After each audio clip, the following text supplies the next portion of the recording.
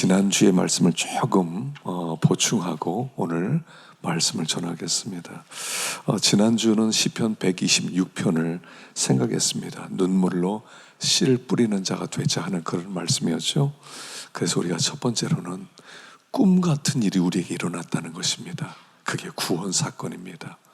성경에는 3번의 출애굽이 나온다고 그랬죠. 그래서 첫 번째 출애굽은 모세를 통해서 바로 왕의 노예되었던 하나님의 백성을 건져낸 사건이 첫 번째 출애굽이고, 두 번째 출애굽은 이스라엘 백성 나라가 망하고 한 100만 명 정도가 포로로 끌려갔는데 하나님이 전격적으로 70년 만에 왕을 흔들어서 그들을 돌아가게 만들고, 그리고 새로운 나라가 세워진 것, 그게 두 번째 출애굽이라고 그랬습니다. 그리고 세 번째 출애굽은 죄 가운데 빠졌던 우리, 하나님과 원수되었던 우리, 마귀의 종되었던 우리를 예수 그리스도의 보혈의 능력으로 우리에게 죄를 씻으시고 의롭다 하시고 하나님의 자녀가 되어서 어둠의 세계에서 아들의 나라로, 영생의 세계로 우리를 인도하신 것, 이게 꿈 같은 구원이다 그랬죠. 여러분, 우리가 구원받았다는 것 정말 꿈 같은 일입니다. 어떻게 내가 구원받았어요? 어떻게 나 같은 죄인이 하나님의 자녀가 되었고, 어떻게 영생을 누리게 되었고, 어떻게 그 영광 가운데 살게 되었단 말입니까? 정말 아무리 생각해도 꿈이냐 생시냐 할 만한 그런 일이 우리의 삶 가운데 일어난 거예요. 그래서 구원, 이렇게 생각하면요, 기가 막힌 일입니다. 이걸 아는 사람이 믿는 사람들이에요. 와, 꿈 같은 일이야. 내가 구원받았어. 글쎄, 내가 하나님의 자녀가 되었어. 와, 내가 천국 가게 되었어. 와, 영생을 누리게 되었어. 야, 이런 일이 과연 있을 수 있는 일이야? 그런 꿈 같은 일이 우리에게 일어났다 그랬죠. 그러면 왜 우리에게 이런 일을 주셨냐는 거예요. 왜 우리에게 이런 은혜, 꿈 같은 일을 우리에게 왜 베풀어 주셨냐는 거예요.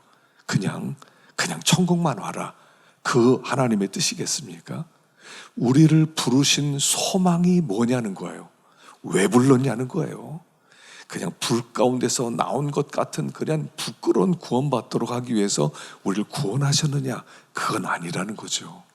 우리를 하나님의 아들다운 아들로 회복시키고, 우리로 하여금 하나님으로 충만하게 새로워지고 변화되고 주님을 모신 자가 되어서 온 세상 가운데 하나님의 자랑이 되도록 하기 위해서, 저게 내 아들이야, 저 사람이 내 아들이라고 너희들 봐봐 할 만큼 하나님의 자랑이 되도록 하기 위해서 우리를 부르셨다 하는 것입니다.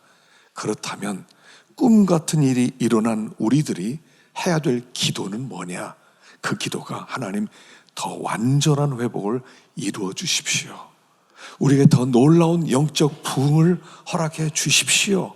우리 안에 영원한 회복이 일어나게 해 주십시오. 마치 그 와디 같은 그 바싹 마른 강바닥, 거기에 하나님이 은혜 단비를 부으셔서 강물이 흘러 넘치는 것처럼 우리 심령 가운데 은혜 단비를 부어주셔서 우리가 성령으로 충만해지고 영생을 누리고 이 땅에 살면서 하나님을 찬송하는 그런 복된 자의 삶을 살게 해주세요 하는 그 기도 제목을 가지고 살아가라. 우리가 그렇게 지난주에 배웠어요. 그래서 더 충만함을 원해야 됩니다. 나 천국 백성이야. 난 이제 천국 갔으니까 됐어. 난 이대로 살다 천국만 갈 거야. 하나님은 그걸 안 기뻐한다는 거예요. 하나님 더 충만케 해주십시오. 성령으로 완전히 충만해서 정말 내게 강 같은 평화가 넘치는 그런 놀라운 삶이 있게 해주세요. 이게 우리의 기도 제목이 되어야 한다. 그게 두 번째였고요. 세 번째는 이제는 눈물로 씨를 뿌려라 그랬어요. 자, 눈물로 씨를 뿌린다는 게 뭐냐? 그것은 첫째는 모세처럼 두 손 드는 삶을 살아라 그러죠. 광야에 나오면서 첫 번째 교훈, 두 손 들고 살아가라. 그러면 내가 너희를 도울 것이다. 너희는 아말렉을 이기게 될 것이다. 너희들의 적군을 정복하게 될 것이다. 두 손 들고 기도를 멈추지 마라. 첫 번째 대제였고요. 두 번째는 다음 세대를 위해서 기도해라. 나를 위해 울지 마라. 너와 너의 자녀를 위해서 울라. 그래서 우리가 다음 세대를 위해서 기도해야 될 것을 배웠습니다. 다음 세대가 우리보다 더 험악한 세상을 살아가고 더 이 악의 폭풍이 몰아치는 이 세상 속으로 들어갈 때 우리 다음 세대가 정말 하나님께 붙들려 쓰임받을 수 있는 일을 위해서 기도를 멈추지 마라 하는 것이 두 번째였어요. 세 번째를 제가 놓쳤던 것 같아요. 가만히 설교를 마치고 묵상하다 보니까 세 번째를 놓쳤어요. 눈물을 흘리며 씨를 뿌린다는 거, 그게 뭐냐? 이 세상의 삶 자체가 눈물의 삶이라는 거예요. 이 땅의 삶은 나그네 삶입니다. 우리는 십자가를 지고 주님의 뒤를 따라가는 사람이에요. 그래서 여기가 우리의 본향이 아니에요. 여기가 우리의 집이 아니에요. 여기서 눈물을 흘리면서 씨를 뿌리는 겁니다. 눈물을 흘리면서 믿음으로 살려고 애를 쓰는 겁니다. 어떤 일이 있더라도, 어떤 어려움이 있더라도 우리는 씨 뿌리는 일을 멈춰서는 안 돼요. 말씀을 받고 그 말씀대로 순종하고 믿음의 길을 계속 걸어가는 겁니다.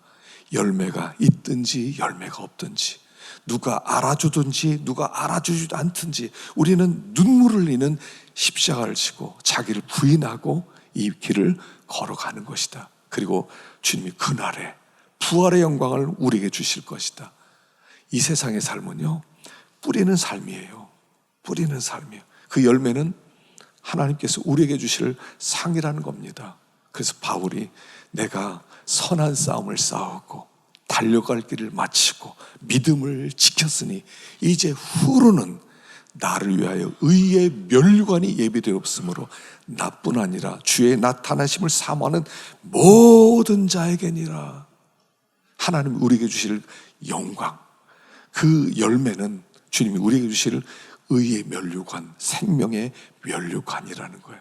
그래서 우리가 이 세상에서요, 십자가 지는 삶을 살아가는 겁니다.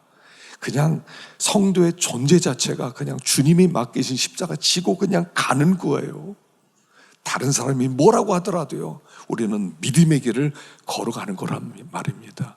그때 하나님은 마침내 우리에게 영광의 면류관, 영생을 우리에게 그날에서 주님과 함께 누리게 될 것이다 하는 말씀이에요. 그래서 이 세 번째를 제가 빠뜨린 것 같아서 오늘 조금 보충을 했습니다. 자, 오늘 말씀을 보겠습니다. 우리 1절, 2절 읽어보십시다. 1절, 2절 시작. 여호와께서 집을 세우지 아니하시면 세우는 자의 수고가 헛되며 여호와께서 성을 지키지 아니하시면 파수꾼의 깨어 있음이 헛되도다. 자, 1절에 있는 이 말씀이 사실 가장 중요하죠. 이건 솔로몬이 지은 시라고 특별히 나와요. 120편부터 134편까지는 성전에 올라가면서 불렀던 노래입니다. 거기는 다윗의 노래가 많고요. 그래서 그들이 절기가 되면 예루살렘으로 올라가는 겁니다. 그때 같이 모여서 부르면서 가는 찬송이었던 거죠. 마치 오늘 우리가 순례자로 천성 갈 때 부르는 노래들이 이런 노래들이다 하는 것 같다는 거예요. 이것은 솔로몬이 지었어요. 솔로몬이 어떤 사람입니까? 하나님께서 전무후무한 지혜를 주셨죠. 그래서 그는 지혜롭고 명예를 얻고 부귀도 얻고 하여간 온 땅에 그의 이름이 알려졌어요. 근데 그가 불렀던 노래, 하나님이 없으니 아무것도 아니더라. 난 지혜가 있어서 난 지혜로 얼마든지 성공할 수 있을 거라고 생각했다. 근데 살아보니 그게 아니더라. 하나님이 지켜주지 않으니까 나라가 둘로 나뉘어지더라. 하나님이 함께하지 않으니까 인생 말년에 반역이 끊이지 않더라. 하나님이 세우시고 하나님이 지켜주셔야 된다는 그런 말씀인 것이죠. 그래서 미국 국회가요, 개원될 때 첫 번째 읽었던 성경 구절이 1절이었답니다. 여호와께서 집을 세우지 아니하면 세우는 자의 수고가 되고 여호와께서 성을 지키지 않으면 파수꾼의 깨어있음이 허사로다. 그리고 미국이 시작된 거예요. 여러분, 미국에 우리 학생 때요 퀴즈가 있었습니다. 뭐냐면 미국에서 제일 높은 빌딩이 무슨 빌딩이냐, 그게 퀴즈였어요. 지금은 뭐 별거 아니지만 그 당시에는요, 제일 높은 빌딩이 엠파이어 스테이트 빌딩이었어요. 102층짜리. 왜 102층이냐는 거죠. 영국에서 신앙의 자유를 위해서 청교도들이 미국으로 오게 됩니다. 그때 도착한 사람이 102명이에요. 그걸 기념하기 위해서 엠파이어 스테이트 빌딩이 102층이에요. 그들은 이렇게 결심했습니다. 우리 하나님을 의지하고 살자. 하나님 섬기기 위해서 우리가 이곳에 왔다. 이 나라는 하나님의 중심되는 나라가 되게자 했을 때 그 나라가 초강대국이 된 거예요. 그 신앙이 지금 서서히 무너지고 있지만 하나님이 중심되는, 하나님이 주인공 되고 하나님 인생의 주어가 될 때 하나님께서 집을 세우시고 하나님이 성을 세우시고 하나님이 자녀들을 세우신다 하는 그런 내용이에요. 자, 우리 한번 1절을 한번 암송해 볼까요? 한번 읽어봅시다. 1절. 우리 1절을 오늘 암송해야 돼. 1절이 오늘 암호입니다. 나갈 때 1절 암송하고 나가는 겁니다. 자, 읽어보십시다. 시작. 여호와께서 집을 세우지 아니하시면 세우는 자의 수고가 헛되며 여호와께서 성을 지키지 아니하시면 파수꾼의 깨어있음이 헛되도다. 다시 한 번 더, 한 번만 읽고 암송해 봅시다. 이거 어렵지 않죠? 시작. 여호와께서 집을 세우지 아니하면 세우는 자의 수고가 헛되며 여호와께서 성을 지키지 아니하시면 파수꾼의 깨어있음이 헛되도다. 안 보고 한번 해보십시다. 우리 교회 성도들은 머리가 좋아요. 자, 여호와께서 시작. 여호와께서 집을 세우지 아니하지 세우는 자의 수고가 헛되고 여호와께서 성을 지키지 아니하시면 파수꾼의 깨어있음이 헛되다. 너무 잘했어요. 너무 잘했어요. 기대 이상인데요. 한 번만 더. 시작.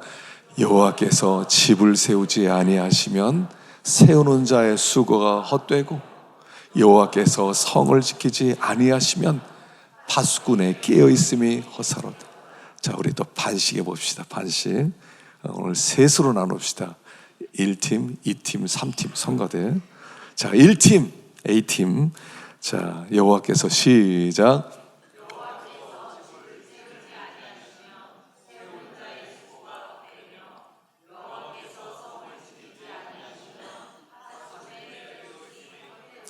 잘했습니다. 그럼 B팀. 자, 여호와께서 시작.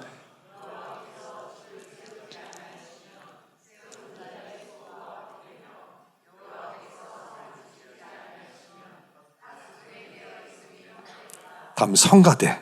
시작.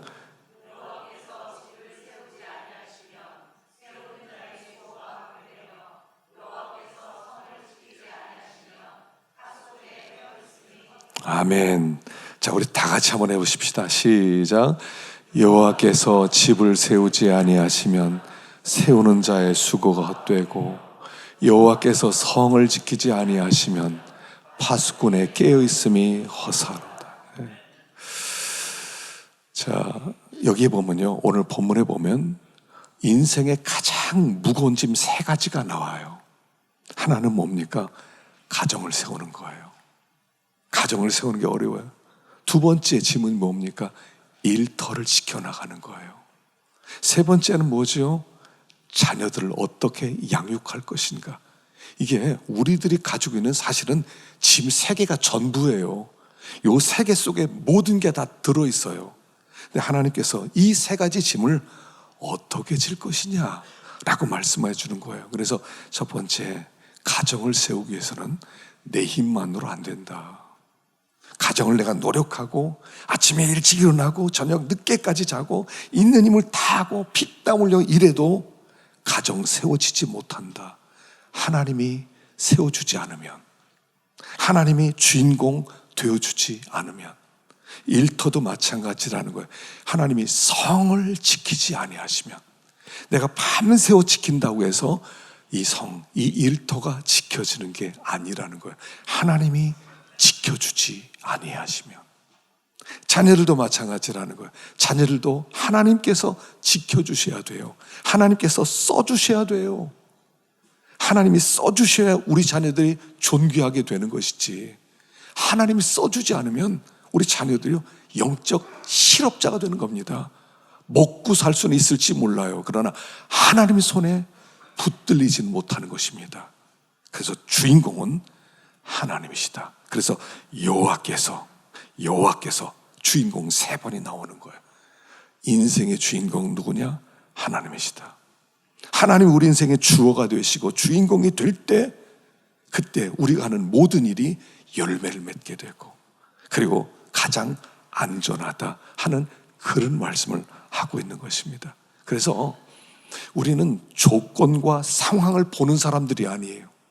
이 세상이 어떻게 움직이든지 어떻게 돌아가든지, 요즘에는 유튜브 때문에요, 이 세상 돌아가는 걸 뭐 그렇게 자세하게 우리에게 알려줘요. 또 그걸 보다 보면 불안해져요. 미군이 뭐 항공모함이 저 중동으로 가서 이제 뭐 이란을 어쩌고 하려고 하고, 그랬더니 북한이 또 전쟁에 참여한다고 하고, 그랬더니 이스라엘이 북한을 또 친다고 하고, 이런 거 왜 알려줘요? 불안해져요. 그럼 어떻게 되지? 여러분, 그런데 이 세상의 상황과 조건이 이 세상을 이끌어가는 게 아니에요. 하나님이 이끌어가세요. 그래서 하박국에 보면요, 이런 말씀이 있어요. 2장 4절 시작. 보라, 그의 마음은 교만하며 그 속에서 정직하지 못하나 의인은 그의 믿음으로 말미암아 살리라. 하박국 때 똑같았어요. 세상이 참 악했어요. 악기 막 창궐을 했어요. 악한 사람이 막 잘 돼요. 근데 하나님은 침묵하세요. 아무런 일도 안 하세요. 그래서 하나님 앞에 답답해서 따지는 겁니다. 하나님, 이게 뭡니까? 악인들이, 우리나라가 이런 나라가 아닌데 왜 악인들이 이렇게 창궐합니까? 하나님 왜 가만히 있는 겁니까? 이들을 하나님 심판해야 되는 거 아닙니까? 하고 막 따졌어요. 그때 주신 말씀이 이거예요. 의인은 믿음으로 말미암아 살리라. 의인은 믿음으로 말미암아 살리라는 건 뭐냐면, 하나님의 백성은 하나님을 신뢰하면서 사는 거다. 조건과 상황 바라보면서 뭔가 준비하고 걱정하고 염려하는 게 아니라 우리는 하나님을 신뢰하는 사람들이다. 어떤 일이나 어떤 조건이 이 세상을 지배하는 게 아니라 내가 여전히 세상의 창조주다. 나만 믿어, 이런 뜻이에요. 나만 믿어. 세상 조건 보지 마, 환경 보지 마, 뭔가 준비한다고 두려워하지 마. 내가 이 역사를 주관하고 있어. 나를 믿어. 의인은 믿음으로 말미암아 살리라. 그래서 이게 로마서에도 나오고요, 히브리서도 나와요. 의인은 믿음으로 사는 거야. 다 믿어. 우리는 이거예요. 믿습니다예요. 하나님 믿습니다. 지금 내 상황이, 내 조건이 어떻게 될지 몰라요. 그래도 우리는 믿습니다예요. 하나님 믿습니다. 우리 믿습니다를 해야 돼요. 그렇지 않으면 염려가 나를 덮치고요, 그 두려움이 나를 덮치고요, 그래서 밤에 잠을 이루지 못하고 어떡하지 뒤척뒤척거리면서 어떻게 해야 잘 되지 뒤척뒤척거려요. 그러나 믿습니다. 성도는요 믿습니다 해야 돼요. 한번 해보십시다. 믿습니다. 다시 한번 믿습니다. 우리는 믿는 사람이에요. 하나님 믿는 사람이에요. 하나님을 믿기 때문에 하나님이 모든 것을 다스린다는 것을 믿는 거예요. 그를 신뢰합니다. 그렇게 살아가라. 네가 네 인생 계획하고 네 인생 준비하지 말고 내가 준비하고 있다, 내가 이끌어간다, 그런 뜻이에요. 자, 두 번째로 생각할 것은 2절인데요 2절 봅시다. 2절 시작. 너희가 일찍이 일어나고 늦게 누우며 수고의 떡을 먹음이 헛되도다. 그러므로 여호와께서 그의 사랑하시는 자에게는 잠을 주시는도다. 여호와께서 사랑하시는 자에게 잠을 주신도다. 자, 너희들이 아침에 일찍 일어나고 늦게 눕고 수고의 떡을 먹고 막 밤에 잠도 자지 못하고 너무 고생했어. 그런데 안식은 말이다, 그렇게 얻어지는 게 아니다, 이런 뜻이에요. 여기 잠은 안식의 진정한 쉼을 얘기하는 거예요. 그건 내가 선물로 주는 거야. 너희들이 그 안식을 너희들이 획득하는 게 아니야. 너희들이 수고하고 땀 흘려서 애를 써서 쌓아놓으면서 이제는 쉬자, 그건 너희들이 쉬는 게 아니야. 안식은 내가 주는 거야. 고생은 칙사하게 했는데요, 잠을 못 자요. 몸에 병이 들었어요. 염려가 많아요. 걱정이 많아요. 근심이 많아요. 하나님이 우리에게 안식은 하나님이 주시는 거예요. 안식은 너희들이 얻는 게 아니야. 내가 주는 거야. 우리가 쉴 수 있어야 되잖아요. 어떻게 밤에 잘 주무시지요? 혹시 불면증 걸리신 분 없으세요? 잠은 하나님이 주시는 거예요. 여기 사랑하는 자에게 어떤 사람을 사랑하시겠습니까? 하나님은요, 하나님을 믿는 사람, 신뢰하는 사람을 사랑하세요. 물론 하나님 우리 다 사랑하세요. 다 사랑하지만 하나님을 더 믿습니다 하는 자에게 하나님은 잠을 주세요. 성경의 가장 신비한 구절이 저는 사도행전 12장이라고 생각해요. 베드로가 감옥에 갇혔고요, 이제 그 다음날 끌어내서 죽이려고 그래요. 참수하려고 그래요. 근데 그날 밤 베드로가 너무 잠을 잘 자는 거예요. 너무 잘 자요. 천사가 새벽에 그를 구하기 위해서 옥중으로 들어왔습니다. 밝은 빛으로 빛이 가득 찹니다. 근데도 못 일어나. 여러분, 자다가 누가 형광등 켜면요, 못 일어납니까? 아니, 누구야 하고 일어났잖아. 못 일어났다는 거예요. 어떻게 이렇게 잘 수 있었냐는 겁니다. 신기하지 않으세요? 하나님은 우리가 잘 때 일하시는 분이세요. 하나님 재워놓고 일하세요. 아담에게 부인 만들어줄 때, 하와 만들어줄 때 어떻게 합니까? 그를 재우세요. 아담이 잠들게 하시고, 그리고 갈비뼈를 빼서 하와를 만들어요. 하나님은 주로 밤에 일하세요. 우리를 재워놓고. 그래서 갓난아이들도요, 18시간 잔대잖아요. 갓난아이들은요 18시간에서 20시간을 자요. 24시간 중에. 근데 그 잘 때 세포 분열이 제일 많이 일어난대요. 그래서 잠 못 자면요 키도 안 자란다는 겁니다. 잠을 재우라는 거예요. 많이 자야 돼요. 우리 하나님은 잘 때 일하세요. 우리가 요즘 맥체인에서 계속 에스더서를 오늘까지 이제 보는데, 여러분, 에스더서가 얼마나 신기한 줄 아세요? 하나님의 이름이 한 번도 안 나와요. 근데 모든 걸 하나님이 일하세요. 거기에 6장에 보면 무슨 얘기가 나옵니까? 하만과 모르드게의 영적 싸움 얘기잖아요. 하만은 굉장히 교만한 악한 마귀를 상징이에요. 모르드게가 절을 안 합니다. 하만은 페르시아 2인자잖아요. 제일 높은 자리에 왕 다음이에요. 그래서 이 하만이 어떻게 만들었냐면, 내가 갈 때 나에게 엎드려 경배하라고 그랬어요. 신이 받는 영광을 하만이 받으려고 하는 거예요. 그러니까 모르드게는 아말렉 자손, 난 절 안 해. 다 엎드려 머리를 땅에 대고 절하는데 고개를 빳빳이 들고 있는 거예요. 이게 얼마나 눈에 가십니까? 그러니까 이놈 이거 그냥 두지 않는다. 그리고 장대를 세우죠. 한 50규빗 되는 높은 장대를 섭니다. 그리고 저기에다가 매달아서 모든 사람 보게 하겠다. 그리고 장대를 세웁니다. 그리고 임금님에게 가서 모르드게를 탈 수 있도록 허락해달라고 왕에게 밤에 가죠. 밤에 가는데 그날 밤 왕이 뭐 하고 있습니까? 왕궁 일기를 보고 있어요. 잠이 너무 안 와가지고. 근데 거기 보니까 모르드게가 그 왕을 죽이려는 암살자들을 고발해서 암살자들을 잡아내고 왕이 살아난 이야기가 기록되어 있는 거예요. 야, 모르드게 무슨 상 줬냐?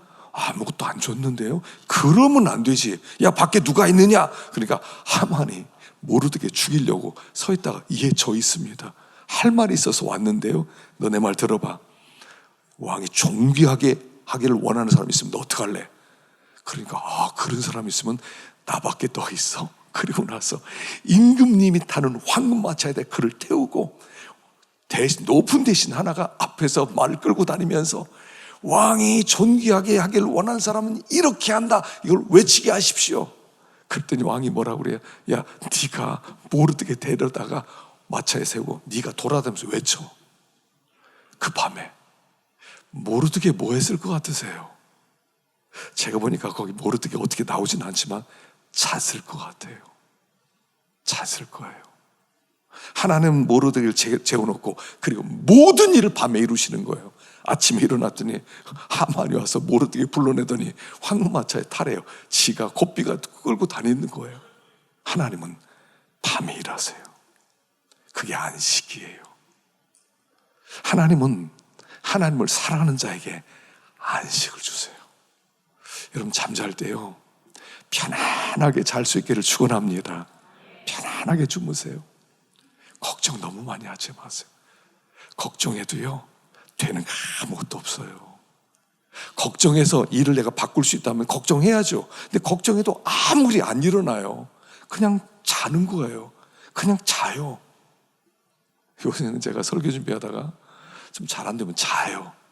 제가 젊었을 때는요 진짜 어떤 날은 2시간 자고 나서 설교한 적도 있어요.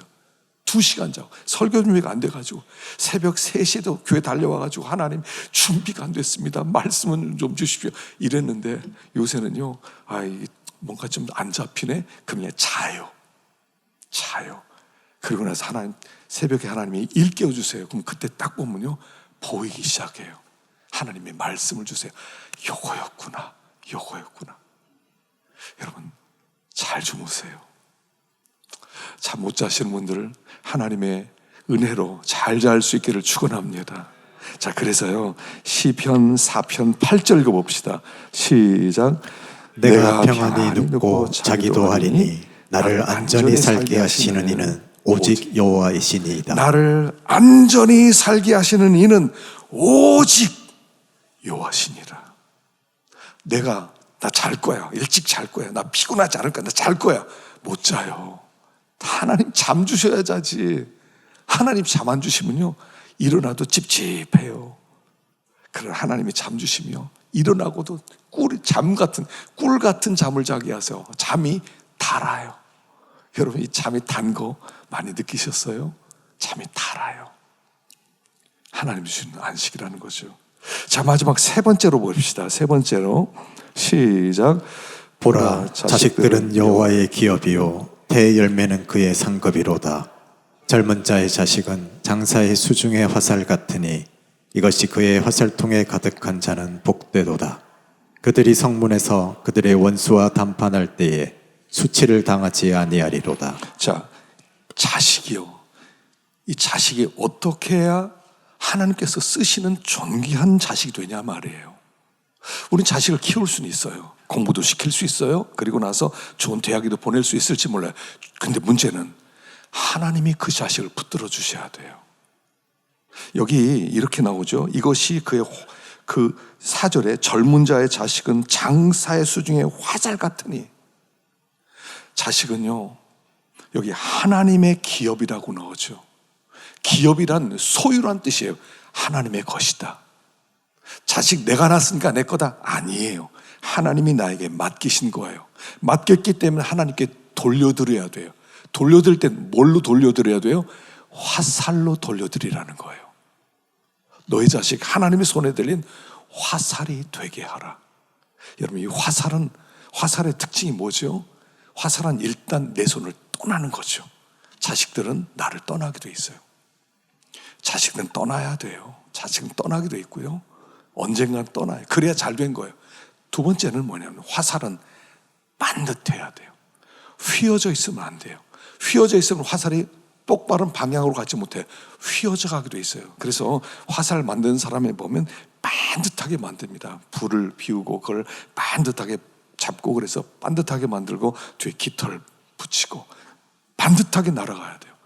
그리고 세 번째는 화살 쪽이 아주 예리해야 돼요. 그래야 목적지에 가서 박힐 수가 있어요. 자녀 교육은 이렇게 시키는 거란 말이에요. 자녀는 내 거가 아니에요. 하나님이 나에게 맡겨주셨어요. 그리고 그 자녀가 하나님 손에 들렸을 때 하나님이 원하는 방향대로 곧바로 갈 수 있도록 만들어 주셔야 돼요. 다시 말하면 자녀들이 믿음이 있도록 만들어 줘야 돼요.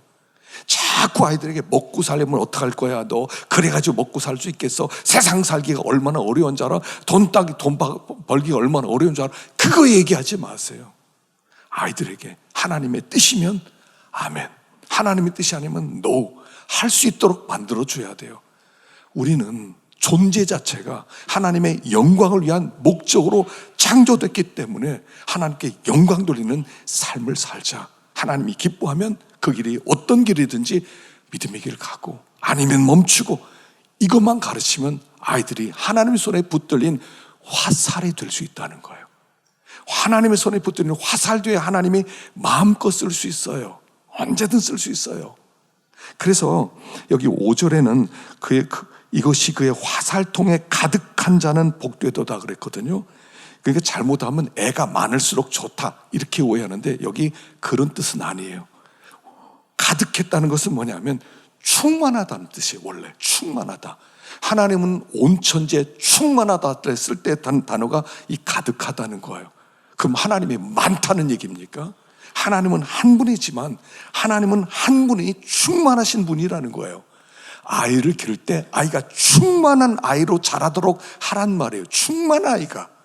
그래서 그 아이가 이렇게 그 하나님 보시기에 충만한 아이, 이 됐다, 만들어졌다, 요 정도면 쓸만하겠다, 쓸 수 있는 그런 하나님으로 충만하고 성령으로 충만하고 믿음으로 충만하고 말씀으로 충만하고 그런 아이. 그래서 이게 이 가득하다는 것이 또 한 가지는 뭐냐면요, 이런 겁니다. 가지런하다는 거예요. 가지런하다. 우리는 이렇게 생각하죠. 화살통에 막 화살이 막 있다고 생각하지만, 총알을 볼 때 서부 영화 보면 총알을 어떻게 했습니까? 한 발씩 가지런히 이렇게 탄띠에 이렇게 넣지 않습니까? 그런 상태예요. 쓸 수 있도록 준비된 상태라는 거예요. 이게 내 아들이 하나님 손에 붙들려 쓸 수 있도록 준비된 상태가 되게 하라. 그러면 그가 쓰신다. 그가 쓰신다. 하나님이 써주셔야 돼요. 내가 우리 아들 대충 기르면 나중에 아들 하나님 이렇게 쓰겠지? 아니에요. 준비된 자를 쓰시지, 준비되지 않은 자는 하나님 쓸 수가 없는 거예요.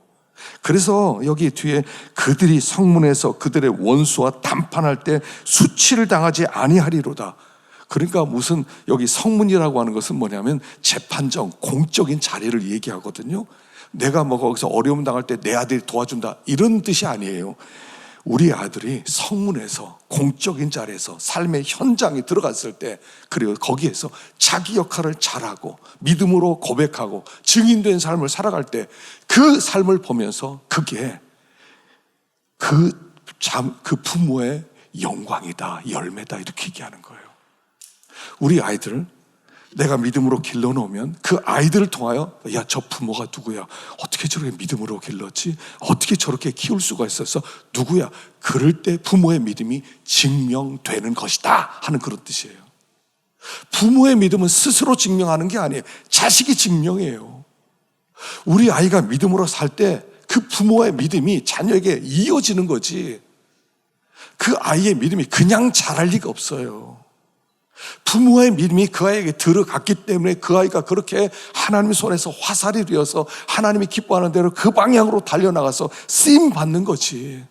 그 믿음을 심어주지 못했는데 어떻게 하나님 손에 들려서 하나님이 기뻐하는 방향으로 쏠 수 있겠냐는 거예요.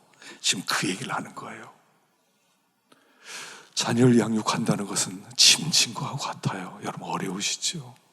특별히 아이들이 청소년이면요, 눈물 날 만큼 힘들어요. 눈물 날 만큼. 근데 그때 계속 믿음으로요, 기도로 기르고 믿음으로 기르고 말씀으로 기르고, 그럼 아이들이 점점 더 방향이 잘 잡혀요. 하나님 기뻐하는 방향으로 날아가게 된다는 것이에요. 그때 그 자녀들 보면서 그 부모에게 잘했다 칭찬하는 게 여기 나온 대로 태 열매는 그의 상급이로다 이렇게 나오는 거예요. 우리가 다음 세대를 하나님께 올려드려야 됩니다. 우리 아이들이 믿음으로 살도록. 여러분, 너무 하나님이 다 준비해 놓으셨어요. 우리 자녀들이 살 거 다 준비해 놓으셨어요. 하나님이 길을 다 마련해 놓으셨다고요. 근데 너무 두려워하지 말라는 겁니다. 우리 아이들 사람 노릇할까? 걱정하지 마세요. 여러분 걱정하는 것 이상으로 잘 해낼 거예요. 중요한 것은 하나예요. 이 아이가 믿음으로 살 수 있을까? 이것만 걱정하세요. 믿음으로만 살도록 뒤에서 기도만 해주셔야 돼요. 그러면 이 아이들을 통해 하나님의 영광을 받으시는 거예요. 하나님 영광을 받으셔요.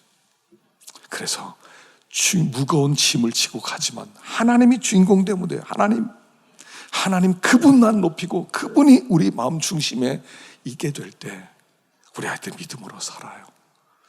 우리가 이 성찬식을 매월 첫 주에 합니다. 그 한 달을 하나님 중심으로 살자는 거예요. 하나님 중심으로 살자. 내 안에는 하나님이 계신다. 나를 위해 이렇게 죽으신 주님이 나와 함께 하신다. 이걸 믿고 가자는 거예요. 우리가 원수 되었을 때 그분이 죽으셨다면 얼마든지 지금 우리와 함께 동행하실 것이다 하는 것입니다. 그래서 우리 성찬식을 또 함께 하면서 주님을 마음 중심에 다시 모십시다. 대만을 제가 한번 가보고 싶은데 그 대만의 타이베이 101이라는 빌딩이 있대요. 101층짜리 빌딩이래요. 근데 그쪽에는 태풍이 늘 통과하는 데라서 태풍이 그렇게 많이 분대요. 근데 이게 안 무너진다는 거예요. 그 이유가 뭐냐면 그 속에 쇠구슬 하나 달아놨다는 거죠. 쇠구슬. 직경이 5.5m. 그러니까 무게는 660톤. 어마어마한 쇠덩이 하나가요. 그 가운데 딱 있는데 태풍이 불 때마다 이게 중심을 잡아준다는 거예요. 태풍이 막 불면 막 무너질 것 같은데 이 댐퍼가요 반대 방향으로 움직이면서 넘어지지 않게 그 충격의 40%를 다 잡아준대요. 그래서 웬만한 지진이나 웬만한 태풍에 안 흔들린다는 거예요. 그거 좀 한번 보고 싶어요. 주님이 우리 중심에 있으면 안 흔들려요. 주님이 함께 하시면 견고해요. 내가 나를 지키는 게 아니에요. 내가 나를 못 지켜요. 그가 지켜주시는, 그분이 지켜주시는 거예요. 그분을 마음 중심에 모시고 다시 이번 한 달도 믿음으로 승리할 수 있기를 축원합니다. 기도하겠습니다.